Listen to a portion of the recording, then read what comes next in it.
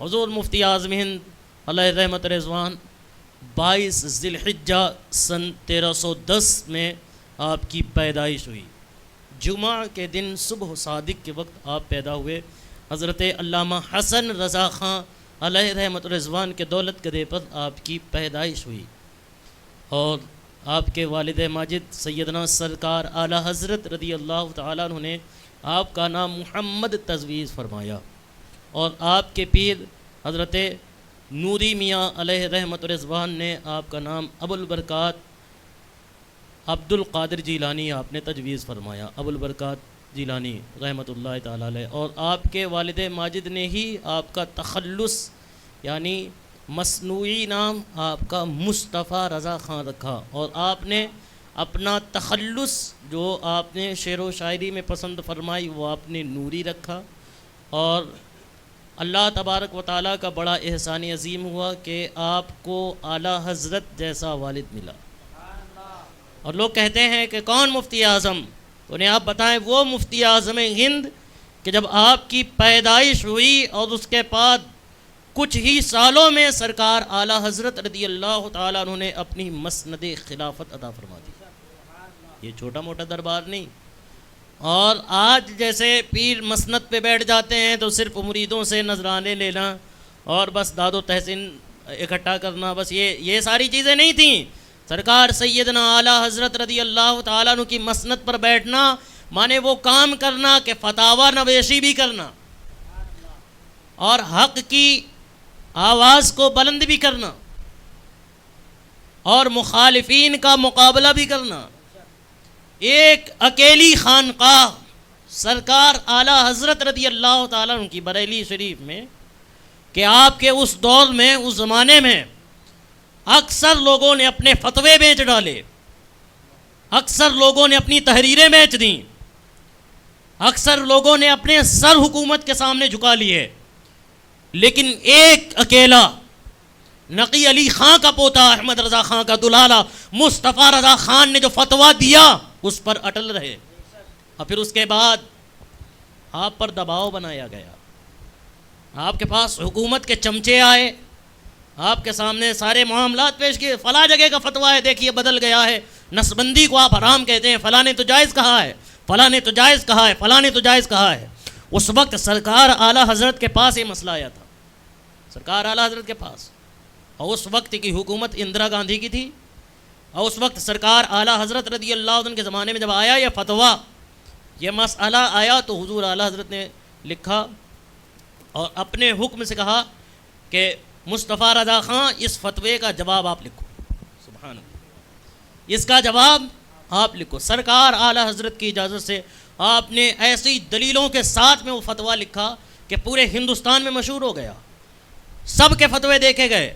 کسی نے ادھر کی علت لگائی کہ حکومت اگر ہو تو وہ پھر عذر میں آ جاتا ہے، تو پھر یہ ہوتا ہے، پھر وہ ہوتا ہے، دیکھا گیا بڑے بڑے دارالافتاء بک گئے، بڑے بڑے مفتیان کرام بک گئے، اس دور کے بڑی بڑی خانقاہیں بک گئیں، لیکن سرکار اعلیٰ حضرت رضی اللہ عنہ کے دلارے نے جب فتویٰ لکھا کہ نسبندی حرام ہے، حرام لکھ دیا۔ اور پھر اس کے بعد لوگ آئے، طرح طرح کے معاملات پیش کیے گئے، آپ پر دباؤ بنایا گیا کہ حکومت کا معاملہ ہے، اس سے ٹکرانا کوئی عام بات نہیں ہے۔ ظاہر سی بات ہے آج ہم اپنے شہر کے پولیس تھانے سے نہیں ٹکرا سکتے کیونکہ ہمارے اندر وہ خوبی نہیں ہے کہ آج ہم بچ جائیں گے۔ کسی معاملے میں بول دینا یہ سوچنے کی سمجھنے کی بات ہے۔ آج ہم لوگ ایک دربان سے نہیں لڑ سکتے، کسی معاملے میں اپنی پیشکش نہیں کر سکتے، یہ حال ہے ہمارا۔ لیکن دیکھیں سرکار مفتی اعظم ہند علیہ رحمہ کے سامنے سارے معاملات پیش کیے گئے، ساری چیزیں پیش کی گئیں، حکومت کی طرف سے یہ پاس ہو گیا ہے بل، اس لیے نسبندی کا معاملہ ہے، تو آپ اپنے بیان کو بدل لو، آپ اپنے فتوے کو بدل لو۔ قربان جائیں سرکار مفتی اعظم ہند عالم اسلام پر، آپ نے فرمایا یہ بریلی ہے، میاں بریلی، اور یہ احمد رضا کا گھر ہے، اور یہ مصطفیٰ رضا خان اپنے گھر کی نہیں بولتا، یہ وہی بولتا ہے جو اللہ بولتا ہے، یہ وہی بولتا ہے جو مصطفیٰ بولتے ہیں۔ یہاں سے اپنے معاملات، غیروں کے معاملات کچھ نہیں۔ حکومت کا تم دھوس جماتے ہو تو لو سنو، یہاں کا فتویٰ تو نہیں بدلے گا، اور انشاءاللہ اللہ نے چاہا تو حکومت ضرور بدل جائے گی۔ ساری چیزیں ہوئیں، سرکار مفتی اعظم ہند علیہ رحمت الرضوان کا یہ جواب ہوا، اور پھر کچھ دنوں کے بعد حکومت بھی گر گئی، حکومت تبدیل بھی ہو گئی، سرکار مفتی اعظم ہند کا قول سچا بھی ہو گیا، وہ مفتی اعظم ہند ہیں۔ ایک دو باتیں ہوں سرکار مفتی اعظم ہند کی تو میں بتاؤں، آج کے دور میں آپ جیتی جاگتی تصویر اگر دیکھنا چاہتے ہیں، حضور امین شریعت کو دیکھ لیں، حضور تاج الشریعہ کو دیکھ لیں۔ انہوں نے وہ فیض حاصل کیا ہے حضور امین شریعت رضی اللہ تعالیٰ عنہ سے، اور آج پوری دنیا میں لوگ یہ سوچ کر کے، عقلوں پر اپنے یہ سوچ کر کے حیران ہیں کہ ایک اکیلا اعلیٰ حضرت کا دلارا، ایک اکیلا تنہا پوری دنیا میں علم کے معاملے میں ہو، عمل کے معاملے میں ہو، تقوی کے معاملے میں ہو، عبادت کے معاملے میں کتنی خوبیاں گنائے، ہر معاملے میں اپنے زمانے میں بے مثال نظر آئے۔ سرکار مفتی اعظم ہند علیہ رحمت رضوان کی ذات اور ان کی ذات پر تبصرہ کرنا کوئی آسان بات نہیں ہے۔ سرکار اعلیٰ حضرت رضی اللہ تعالیٰ نے جو مدرسہ قائم کیا منظر اسلام، اس پر آپ نے تعلیم حاصل کی، اور پھر سرکار اعلیٰ حضرت رضی اللہ تعالیٰ نے اپنی مسند خلافت اور مسند اجازت عطا فرمائی ہی 6 سال کی عمر میں آپ گئے تھے حضور نوری میاں سے ملاقات کرنے کے لیے اپنے پیرزادے پر، اور وہاں گئے تو آپ کو ایک ہی نظر میں آپ کے مرشد نے دیکھا تو آپ کو خلافت و اجازت سے نواز دیا۔ سبحان وہ ذات، آج 6 سال کا بچہ اسے برابر پتہ نہیں ہے استنجا کرنے کا طریقہ کیا ہے، کیا معاملات ہیں، لیکن قربان جائیں اعلیٰ حضرت کے شہزادے پر، اور اپنی قسمتوں پر فخر کریں کہ آپ کو ایسا پیر ملا ہے اور آپ کو ایسا دامن ملا ہے۔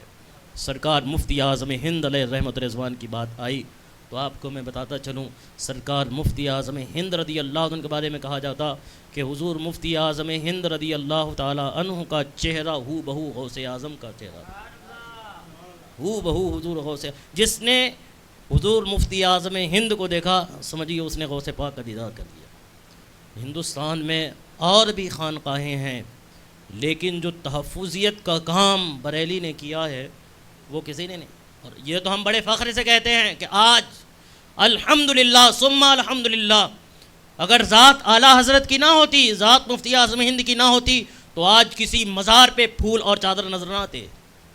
آپ سمجھ رہے ہیں، تنے تنہا سرکار اعلیٰ حضرت نے اور تنے تنہا حضور مفتی اعظم ہند نے ایسے ایسے ظالموں سے مقابلہ کیا ہے، اور مقابلہ کا مطلب نہیں کہ لے کر کے تلوار میدان میں نکل گئے، نہیں، قرآن و حدیث کی روشنی میں وہ جواب مدلل آپ نے عطا فرمائے ہیں کہ پھر ان کا توڑ کسی کو نظر نہیں آیا۔ کتنے معاملات میں آپ کو بتاؤں، پاکستان کے سب سے بڑے مفتی جو تھے اور عرب کے سب سے بڑے مفتی تھے سرکار مفتی اعظم ہند علیہ رحمت رضوان کے دور میں، انہوں نے کسی فتوے پر لکھا، مسائل لکھے گئے، ترتیب پیش کی گئی، ساری چیزیں کی گئیں، اور اس پر بتا دیا گیا کہ معاملات یہ طے قرار پائیں گے۔ حضور مفتی اعظم ہند علیہ رحمت رضوان اس وقت حج کے سفر میں گئے ہوئے تھے، حج میں مدینہ منورہ میں، وہاں آپ سے پوچھا گیا کہ بھائی یہ جو پیسہ جو چل رہا ہے، روپیہ آج آپ کو نظر آ رہا ہے، یہ روپیہ یہ مال ہے کہ نہیں، یہ مال ہے کہ نہیں، دولت ہے کہ نہیں، سمن ہے کہ نہیں، جیسے سونا چاندی مال ہے، وہ سمن ہے، تو یہ پیسہ ہے کہ نہیں۔ بہت سارے لوگوں نے اپنی اپنی رائے پیش کی، کہا نہیں یہ کاغذ کے ٹکڑے ہیں، ان سے کیا مطلب ہے، اور ظاہر سی بات ہے کاغذ کا ٹکڑا ہے آپ کی جیب میں رکھو تو کیا ہے، کہ یہ سمن کے مقابلے میں اس کی کوئی حیثیت نہیں ہے۔ سرکار مفتی اعظم ہند علیہ رحمت رضوان نے قلم اٹھایا، کہا اتنی ہی حیثیت اس کی ہے جتنا کہ سمن کی ہے، اتنی ہی حیثیت اس کی ہے۔ اور پھر آپ نے بتایا کہ اگر ایسا نہیں ہے آپ کی نظر میں یہ کاغذ، تو پھر پھاڑ کے پھینک دو، کیوں رکھتے اپنے پاس۔ پھر آپ نے جو دلیل دی، پھر لوگ حیران رہ گئے کہ یار واقعی یہ ہماری عقلوں میں ابھی تک آیا ہی نہیں۔ سرکار مفتی اعظم ہند کے دور میں نہ جانے کتنے معاملات پیش آئے۔ ایک جگہ پر آپ جا رہے تھے، پروگرام سے واپس آئے، آپ کو پیاس لگی، حضور مفتی اعظم ہند علیہ رحمت رضوان کو پیاس لگی تو مرید سے کہا کہ پانی، تو اس نے پانی پیش کیا، آپ کے خادم نے پانی پیش کیا، تو آپ نے باٹل لے کی جان، کہاں سے لیے ہو؟ کہ حضور فلاں جگہ پر ہم رکے ہوئے تھے نماز کے لیے، وہاں کے حوض سے ہم نے پانی بھر لیا۔ آپ دیکھیں حضور مفتی اعظم ہند کا تقویٰ کہاں سے بھرا، پانی مسجد سے، مسجد کے حوض سے پانی بھرا، ناپاک تو نہیں، مسجد خدا کا گھر ہے، وقف ہے، پیاسا پانی پی سکتا ہے اس سے۔ حضور مفتی اعظم ہند علیہ رحمہ نے کہا کہ گاڑی واپس کرو اور یہ پانی اسی حوض میں ڈالو۔ مفتی اعظم ہند ایسے ویسے کسی ذات کا نام نہیں ہے، تقوی میں پورے ہندوستان میں بلکہ پوری دنیا میں مفتی اعظم ہند کے دور میں مفتی اعظم ہند سے بڑا کوئی متقی تھا ہی نہیں. وہ ذات مفتی اعظم ہند کی ہے. کہا گاڑی واپس کرو. گاڑی پھیری گئی اور کہا اسی جگہ پر لے کر چلو جہاں سے پانی بھری تھی. کہا حضور وہ تو 100 کلومیٹر 200 کلومیٹر دور نکل گیا. کہا تب کیا ہوا؟ واپس کرو گاڑی کو. واپس کیا گیا. جب پہنچے تو آپ نے کہا یہ باٹل کا پانی جا کر کے حوض میں واپس ڈالو. واپس ڈال دیا گیا. خادم نے پوچھا, کہا حضور یہ پانی تو ہم لے کر کے آ گئے تھے, پانی تو وقف رہتا ہے. کہا تمہیں معلوم نہیں ہے کہ وہ پانی وضو کرنے کے لیے وقف کیا گیا ہے. وہ پانی مسلمانوں نے وضو کرنے کے لیے وقف کیا ہے, اور وضو کے لیے ہے. وہ مفتی اعظم ہند کی ذات کو یہ گوارا نہیں ہے کہ مصطفیٰ رضا خان اسے پینے پر استعمال کرے. وہ پانی صرف وضو ہی میں استعمال ہوگا. ہے کوئی ایسا متقی, ہے کوئی ایسا پرہیزگار؟ لاؤ مجھے مثال پیش کرو. ایسے ہی نہیں کہ متقی بن کر دکھائے اس زمانے میں کوئی ایک میرے مفتی اعظم کا تقوی چھوڑ کر. مفتی اعظم ہند علیہ رحمۃ الرضوان کی ذات بڑی بابرکت ہے, بڑی باعظمت, بڑی بعرفات ذات ہے آپ کی. سرکار مفتی اعظم ہند علیہ رحمۃ الرضوان کی ذات ان عظمتوں کی حامل ہے کہ جن کا آج تک کوئی نظیر اور نہ کوئی ثانی نظر نہیں آتا.